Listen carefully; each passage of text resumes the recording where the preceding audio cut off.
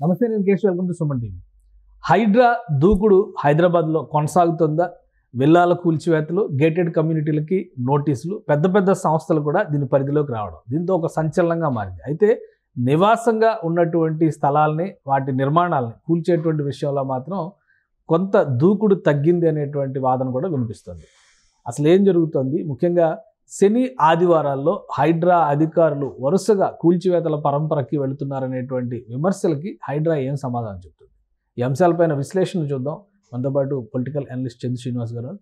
నమస్కారం. నమస్కారం అండి. హైడ్రా మొదలైన తర్వాత ఇంకా నెల కూడా సమీపించలేదు. ఆల్మోస్ట్ 20-25 రోజుల్లో ఒక దూకుడు వాతావరణం కనిపించింది. శని ఆదివారాలు వస్తే మరిన్ని కూల్చేస్తున్నారనేటువంటి విమర్శ కూడా వస్తుంది. నిజంగా అలాంటి ప్రణాళిక ఏమైనా ఉందా? డెఫినెట్గా, అంటే వాళ్ళ రూల్ ప్రకారం వాళ్ళు వెళ్తున్నారు, సిస్టమేటిక్గా వెళ్తున్నారు. మనం అనుకున్నట్టు ఇదేది మధ్యలోనే ఆగిపోయే సంస్థలా కనపడతలా. దీన్ని స్ట్రక్చర్ ఏర్పాటు చేస్తున్నారు. రేపు మాపు ఆర్డినెన్స్ రూపంలో వస్తుంది, చట్టం తీసుకొచ్చేస్తారు. North zone, central zone, south zone, 3 జోన్లకు ఎస్పీ స్థాయి అధికారులు వస్తున్నారు. ఈ పైన మానిటరింగ్ చేయడానికి ఒకళ్ళు, వీళ్ళందరూ కూడా బాస్గా హైడ్రా కమిషనర్ రంగనాథ్ గారు వ్యవహరిస్తారు.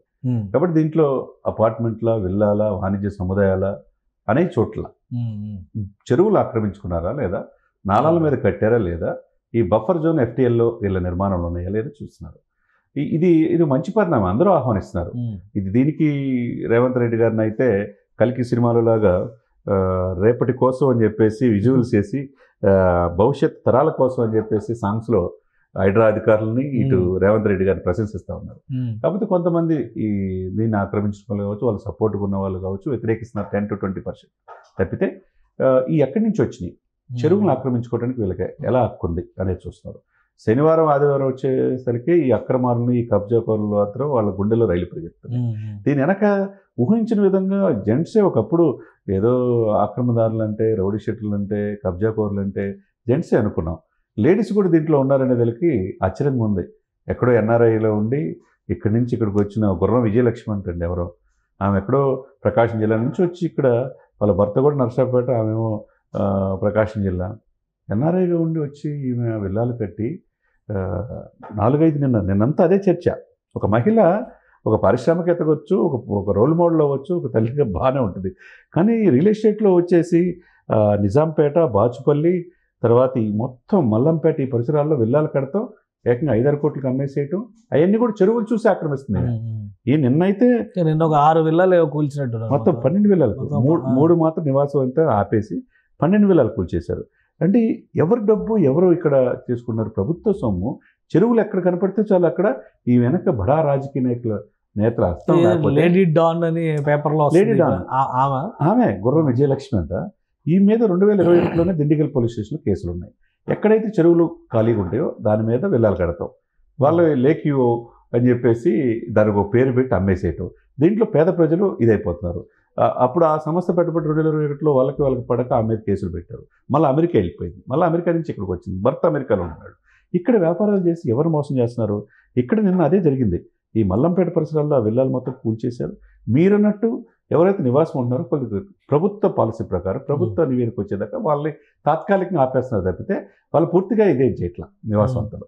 ఇక్కడ ఏంటంటే జైబేరి కన్స్ట్రక్షన్స్, మురళీమోహన్ గారు చాలా కీలకమైన వ్యక్తి. ఆయన కూడా 3 అడుగులు దాటి అక్కడ, అదే మేము ఆక్రమణలు చేయలేదు, ఓన్లీ అక్కడ ఒక షెడ్ వేసి ఉంది, అది రిమూవ్ చేసినా కానీ తప్పే కదా సార్. ముందు షెడ్ వేస్తారు, తర్వాత బిల్డింగ్ అవుతుంది.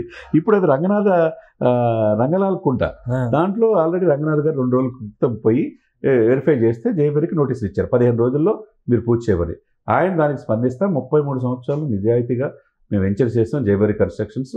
మేము 15 రోజులు కూడా అవసరంలా, బుధవారం సాయంత్రం దాకా మాకు టైం వస్తే చాలు, బుధవారం సాయంత్రం లోపే మేము ఏదైతే 3 అడుగులు దాటి రేకుల షెడ్లు వేస్తాం కూల్చేస్తా ఉన్నారు.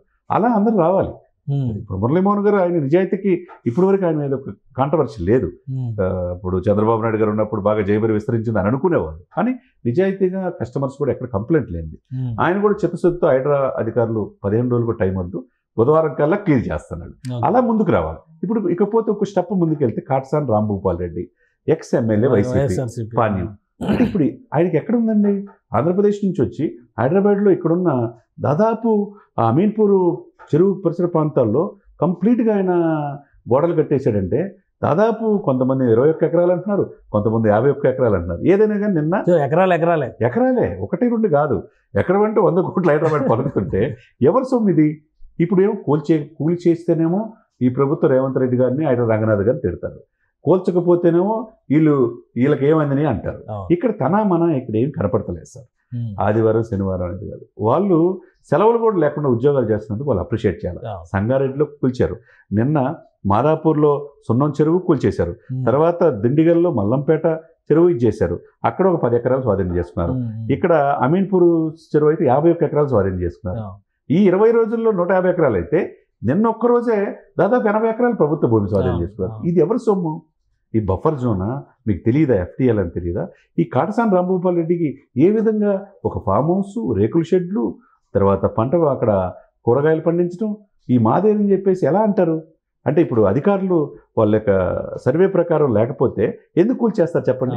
ఇప్పుడు ఎవరికి హక్కు ఉంది? ఓపెన్ డొమైన్ లో పెట్టారు కదా చెరువులు, బఫర్ జోన్లు, FTL ఓపెన్ డొమైన్ లో కనిపిస్తుంది. ఒక 21 ఎకరాలు ఒక మాజీ ఎమ్మెల్యే చేశారంటే అసలు ఈ హైదరాబాద్కి కేశవ్ గారు, ఈ హైదరాబాద్కి ఏమైంది అనిపిస్తుంది. అంటే ఎక్కడ ఏం మిగలలేదా అనిపిస్తుంది ఒకవైపు. అంటే వీళ్ళకి ఇష్టం వచ్చినట్టు రాజకీయ నాయకులు అన్నుండారని చెప్పి పార్టీలకు అతీతంగా అందరూ ఉంటారు. ఇప్పుడు ఎవరెవరు ఉన్నా, జేబేరి కన్స్ట్రక్షన్ ఉన్నా, వాసవి ఉన్నా, గుర్రం విజయలక్ష్మి ఉన్నా, ఎవరు లేడీ డాన్లైనా ఇప్పుడు రేవంత్ రెడ్డి గారి దగ్గర కుదరదండి. క్లియర్ కట్ పాలసీ అనేది కనపడుతుంది.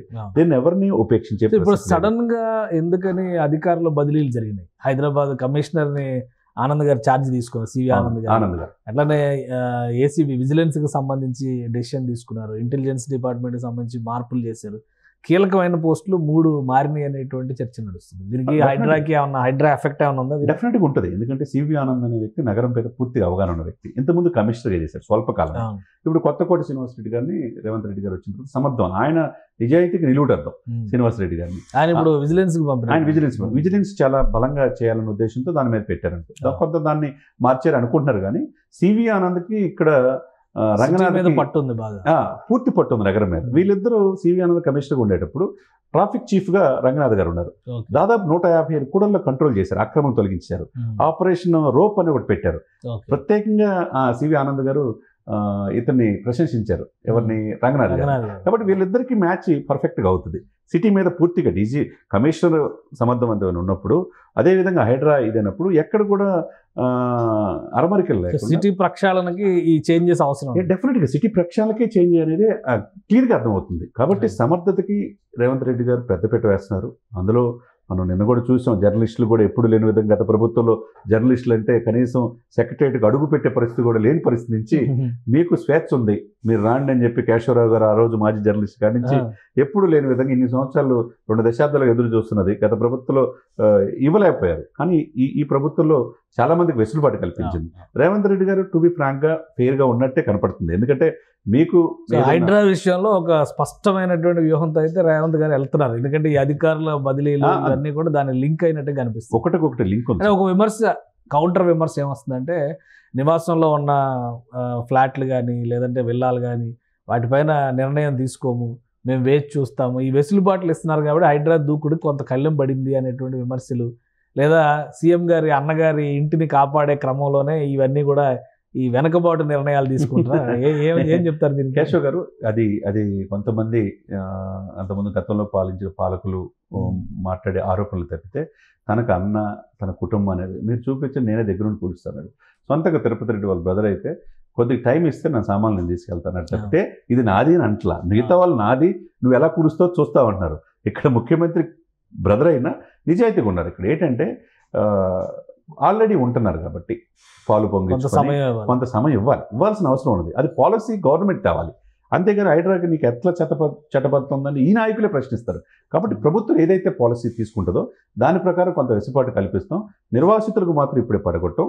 కానీ ఏదైతే వాణిజ్య సముదాయాలు కావచ్చు, బఫర్ జోన్లో చెరువులు ఆక్రమించి కట్టారో అవి మాత్రం డెఫినెట్గా కూడగొడుతున్నారు. దాంట్లో భాగంగా నిన్న విల్లాలు కూల్చేశారు. ఈ విల్లాలు ఒక్కొక్కటి 6-7 కోట్లకి అమ్ముతున్నారు సార్. ఒక్కోసారి 12 కోట్లు అంట. అసలు వెళ్ళాలంటే వాళ్ళు స్వయంగా చక్కగా ఇండు లవ్స్ అని వాళ్ళు అనుకుంటున్నారు, లేక్ యూ అనుకుంటున్నారు. ఆ లేక్ ఎవరిది? ఈ చెరువులు ఎవరి? ఈ నాళాలు ఎవరి? ఈ హైదరాబాద్ విపత్తు జరిగితే రోడ్ల మీద నీళ్ళు ఎందుకు వస్తున్నాయి? ఇట్లా ఎవరైనా సరే సార్ ఈ నగరాన్ని ప్రక్షాళన చేయకపోతే పూర్తిగా హైదరాబాద్ కనుమరుగయ్యే అవకాశం ఉంది. ఏది చెరువులు లేనప్పుడు నెక్స్ట్ జనరేషన్ మనం ఏమిస్తాం సార్? ఏదైనా కానీ విమర్శనవాదులు ఎప్పుడూ ఉంటారు, విమర్శనవాదులు విమర్శిస్తూనే ఉంటారు, కానీ తన పని తాను చేసుకుపోయే ఇదిలో రేవంత్ రెడ్డి గారు ముందు వరుసలో ఉన్నారు. రైట్. థ్యాంక్ యూ చంద్ర శ్రీనివాస్ గారు. ఇది హైడ్రా దూకుడులో ఏమాత్రం మార్పు లేదు, ప్రణాళిక ప్రకారం ముందుకెళ్తుందని చంద్ర శ్రీనివాస్ గారు విశ్లేషిస్తున్నారు. పెద్ద పెద్ద సంస్థలకు చెందినటువంటి నిర్మాణాలకు కూడా నోటీసులు ఇచ్చారు. గడువులోపు కనుక వాళ్ళు తగిన చర్యలు తీసుకోకపోతే కూల్చివేతలు ఖాయంగా కనిపిస్తుంది. ఇక హైడ్రాకి మరింత బలం చేకూర్చేటువంటి క్రమంలోనే హైదరాబాద్ కమిషనర్ దగ్గర నుంచి చాలా కీలకమైనటువంటి కొన్ని విభాగాల్లో మార్పులు చేర్పులకి రేవంత్ రెడ్డి గారు శ్రీకారం చుట్టారు. కాబట్టి రాబోయే రోజుల్లో హైడ్రా ఆపరేషన్ మరింత దూకుడుగా జరిగినా ఆశ్చర్యపోవాల్సిన అవసరం లేదని చంద్ర శ్రీనివాస్ గారు అంటున్నారు. ఇది స్పెషల్ డిస్కషన్. Keep watching.